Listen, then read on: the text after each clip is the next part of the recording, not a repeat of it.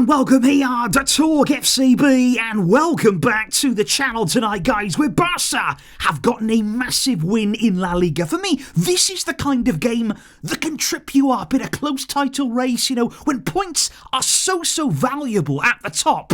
This looked like a game tonight where we could just slip up. Barca creating so many chances, they're coming so close, but it was tough to break Osasuna down. In the end, Raphinha has delivered the goals to get us over the line, and we're going to be talking all about the game, exactly what went on in the 90 minutes. I'm sorry as well that I wasn't able to be here with you guys before the game. I had some illness in the family that I had to deal with, but all okay now, and let's get on with the review. Let's do this. Because today's extra special match review is coming to you courtesy of Disallowed Jersey, who are bringing you the football jerseys that you want at a much more affordable price. Because right now there's so much debate in football, isn't there, about the price of things. Well, Disallowed will sort you out. And it's not just about the price, it's about the quality. Every jersey that you are seeing on screen right now has been sent back to me by happy customers, people who have bought jerseys from Disallowed, and they are delighted with the quality they've received. So many awesome ones right here. And over on the website now, you've got new Barca tracksuits available. You've also got the brand new Barca 4th jersey as well on there too, and the player versions as well. And right now, for a limited time, 24 hours,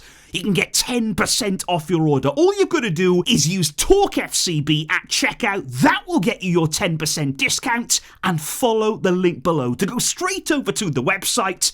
I'm absolutely sure you will love it. Because I do have to say, guys, that in terms of Hansi Flick's starting lineup in this game, I think there's a number of interesting things that we have to look into right here. Number one would be, again, the inclusion of Eric Garcia in midfield. We know that he's done so well in this position. Flick is clearly thrilled with what he's bringing to the team, and that meant that yet again Frenkie de Jong started from the bench. We saw then Koundé continuing at right back, Gerard Martin at centre back too. So already here, you're starting to get a little bit more of a familiar backline there. We're starting to see now a bit of consistency. Flick has got a backline that he's starting to trust more and more. We've been looking all season long for that centre-back duo. Is Pau Kubasi, is Gerard Martin going to be that duo as the season goes on? But I think there was real emphasis, wasn't there, on these attacking four. You've got Marcus Rashford from the left, it was Yamal over on the right, Ferran leading the line, Lewandowski stayed on the bench for the entirety of the game, and then Raphinha was in this number 10 role. And what was interesting about today's game was, right up until the 70th minute mark, I thought Raphinha in these areas, he wasn't really being able to affect the game. We weren't seeing him pick up the balls in these kinds of pockets. He wasn't really able to impact things. Yamal was having a little bit of joy. Would I have liked to seen them swapped in this game? I think Yamal could have come inside. Raphinha could have gone out to the right. I think as the game goes on, you could be a bit more unpredictable. Players don't have to stay in their roles for the entire game. You could switch it up as you went on. Rashford here was over on the left-hand side, but I was really surprised in this game, guys, that we made it 70 minutes without seeing a change. Usually Hansi Flick is the kind of coach who will change things. As that game went on, we didn't make the breakthrough, we weren't really able to score. And I was shocked, that he didn't do something at half-time, that he didn't do something on the 60th minute mark. But like I say, in the end, it all came good. Because we did see quite a few chances created there in that first half for Ferran Torres. Again, he was the man leading the line. Great ball in here from Lamine Yamal. That's what you are going to get from him. If he is going to be out on the wing, he still has that ability to whip in those in-swinging crosses. And Ferran Torres here, inside of the box, just can't quite get the right touch on it there. That one goes over the bar. And later on as well, Yamal again, he's twisting, he's turning Osasuna inside out. And that actually gets deflected into the path of Ferran, who puts a bicycle kick wide of the mark. And there was only a few other shots on goal. Again, we're relying here on a few long shots. Eric Garcia, it was Gerard Martin a few games ago. This time it was Eric Garcia from range. What a hit that was. Very good effort from Eric Garcia. And of course the standout moment from the first half, the disallowed goal from Ferran Torres. And what happens here? Let's talk about the goal first. It's brilliant. You know, in my opinion here, this Rashford little ball into Ferran, it's a beautiful little cross in, because what he does here, he stands that ball up. It was very similar, in my opinion, to Yamal's assist to Koundé in the week, whereby the cross gets such height on it. You know, it takes it right the way over the defence, but it drops then. It really dips into the perfect area. And Ferran does really well on this one to just angle the header into the top corner. And you're thinking, brilliant. We got the lead. It was like, oh, is he going to be onside? He was clearly onside. Timed his run well. Osasuna stepped up, but he was definitely onside. However, it was ruled out. And I've got to say, guys, you know, I know about the laws, I know the fact here we're still in the same phase of play, but are you really telling me here, when we take that short corner, that's it? It's offside there. You know, we're going to call everything back because of that one moment where we pass the ball back from the corner. Raphinha gets it. Then there's about 5 or 6 passes, maybe about 30 seconds goes on. But yeah, like I say, Osasuna don't touch the ball, so the phase of play technically doesn't count there. But how far do we want to go back? I've had this problem before, you know, with VAR there. They will go back and back and back to try and find something. It was a great goal. It was well worked. Osasuna had all the time in the world to organise themselves, to reorganise themselves. They didn't. We scored. But yeah, it was pulled back. It was given as offside. So that meant at half-time, there was frustration. You know, make no mistake about that. And we even saw that actually on the sidelines from Hansi Flick midway through the first half. I think the players there, they were just starting to panic a bit. You know, they're starting to overdo things. I think Flick on the sideline was always trying to say, calm down. You know, let's stick to the plan. You know, we haven't got that breakthrough yet. Osasuna, they were time wasting. You know, literally after about 20 minutes of this game, the goalkeeper is taking a minute every single goal kick. You know, they started that incredibly early. In the first half, by the way, Osasuna had 50 passes completed. That was it. 50 passes in that first half for their entire team. So they had one idea here. That was to come to Barca, sit deep, 5 at the back. They had no midfield. It was basically defend, maybe look to counter-attack, but ultimately frustrate Barca and try to keep them out. And yeah, to be fair, they had a few opportunities on the break, and one of those came here for Budimir. He actually managed to get in behind. He's not a centre-forward there with a load of pace. He's somebody who can be very deadly, though, in front of goal here. Joan Garcia denied him brilliantly, and that then was flagged offside in the end. But like I say, at the time, Joan Garcia doesn't know that. He still pulls off a really, really good save there. And there was a massive scare in the second half. It's actually Pedri who gets underneath the header, just mistimes it a little bit, and that one mistake there, we are wide open. You know, Osasuna then have all of the pitch to run into. They get in behind us this time. They do carry pace forward. And what I think happens here, great play from Balde. Because, okay, he doesn't make the tackle. He doesn't manage to stop the play.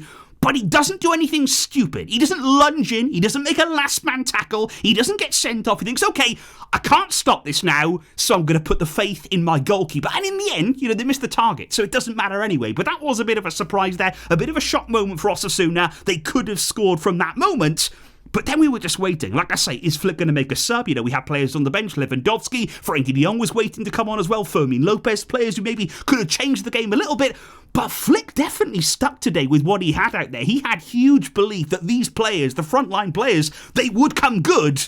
And they did. And of course it's Pedri. Of course it's Pedri here who just kicks everything off. The way that he just collects the ball, he's just inside there of Osasuna's half, and he's advancing. And this is the one moment in the game where maybe they weren't fully organised. You know, they weren't compact, they weren't in their shape, they just made a few subs in the game. Pedri advances into that space, and it's a great little ball for Raphinha. Because what he does here, Pedri, he plays that ball, which allows Raphinha to just continue on his stride. You know, he doesn't have to break stride. He can take the ball on with him, advancing towards goal.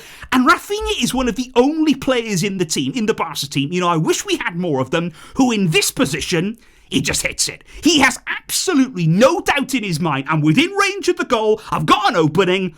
I'm going for this. And the finish is absolutely spectacular here. It is a wonderful goal from Raphinha. He sort of whips it away from the goalkeeper. It's from a central area, so it's not easy. And like I say, in that number 10 area, he wasn't getting a lot of joy. He wasn't getting this kind of space, any sort of opening like this the whole game. But he gets one chance, and he takes it. It is a wonderful goal. And it's a massive goal in my opinion. We cannot overstate here how important this is. In the title race, like I say, Osasuna, very frustrating today. Barca was struggling to break them down. Deep blocks, they're not ideal. They're some of our trickier opponents. But that was a massive goal. What a way to open the scoring. What a way to break the deadlock. It had to be the man with the armband, Raphinha. And of course, guys, from that moment on, I was feeling good about it. I was feeling pretty secure. Even though it was only a 1-0 lead for Barca, Osasuna weren't really offering up much at all. And then, of course, there was going to be a little bit more space. They were going to have to come out and play. That's always the good thing. When you score against teams who've tried to park the bus, their game's over. You score against them, they have to completely alter their game plan. We were waiting then for our opportunity. Kunde comes forward, plays a cross in, they deflect it right into the path. It's a great assist here, to be honest, to Raphinha at the back post, and he gets another goal for his troubles. And yeah, he deserved that today, because it wasn't actually his best game. It wasn't a game where he was at his most influential. But you can't put a price on that opening goal. The way that he's able to just run through, advancing at Osasuna, and the finish is special. And great moment as well from Pedri to be involved in that goal. And this is huge. This is a really big win for Barca. We've been on good form recently. We've been stringing together lots and lots of victories. This wasn't a vintage performance. I thought we created a decent amount. We were okay going forward. Osasuna wasn't a fun game. Wasn't a fun game there to have to break down these teams. But it happens. You've got to overcome these obstacles. If you want to win a league title, if you want to be the best team in the league, you've got to win these games. That's what we did tonight. We are now, as it stands, 7 points clear of Xabi Alonso's Real Madrid, and that calls for a celebration. So indeed, guys, thank you indeed here for tuning in today. Please do not forget to check out Golazo jersey, a Raphinha shirt right now. It looks good. I've got to say, I am eyeing up one of those with interest. But yeah, if you do purchase something, let me know what you're going for. Thank you indeed for your great support. Great feelings right now at Barca. And onwards we go into next week. Another big one. And the league game next weekend, Villarreal. That is going to be absolutely huge. I will see you soon, guys, with lots more to come. But until next time, as always, Vesca, El Barça.